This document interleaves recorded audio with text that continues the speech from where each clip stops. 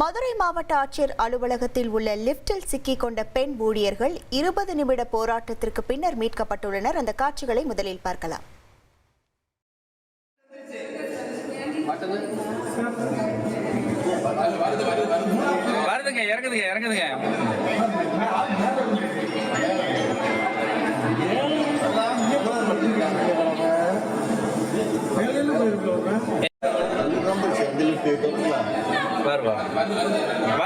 வரும் எல்லாரும் பிரஸ் பண்ணா அது ஸ்டக் ஆயிரும். விட்டுருங்க அப்படியே.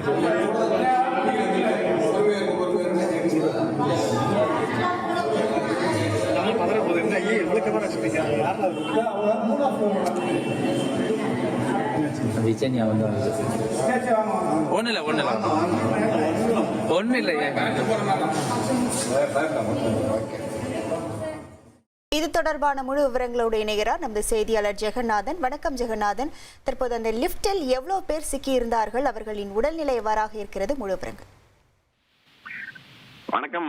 மதுரை மாவட்ட ஆட்சியர் அலுவலகம் பார்த்தீங்கன்னா விரிவாக்க கட்டிடமானது 4 தளங்கள் கட்டப்பட்டு அனைத்து அரசு துறை அலுவலகங்களும் இங்கு செயல்பட்டு வருகிறது. குறிப்பாக படிக்கட்டு வசதி மற்றும் லிப்ட் வசதி கொண்ட அந்த ஆட்சியர் அலுவலகத்தில் 3வது தளத்தில் இருந்து தரைத்தளத்திற்கு இளம் பெண் ஊழியர்கள் அந்த லிப்ட்ல வந்திருக்காங்க. திடீர்னு பாத்தீங்கன்னா மின்சாரம் நிறுத்தப்பட்டதால லிப்டுக்குள்ள மாட்டிக்கொண்ட அந்த இளம் பெண்கள் அவர்கள் பதற தொடங்கினார்கள். உடனடியாக அந்த ஆட்சியர் அலுவலகத்துல பணிபுரியும் இந்த சக ஊழியர்கள் இந்த லிப்ட் சாவியை கொண்டு திறக்க முயற்சி செய்திருக்கார்கள். இந்த திறப்பதற்கே பார்த்தீங்கன்னா குறைஞ்சது 20 நிமிடத்துக்கு மேல ஆயிடுச்சு. அந்த போராட்டத்துக்கு பின்புதான் அந்த லிப்ட் கதவானது திறக்கப்பட்டு பின்பு 2 பெண்களும் பத்திரத்துடன் வெளியே அவர் பத்திரமாக வெளியே வந்திருக்கிறார்கள்.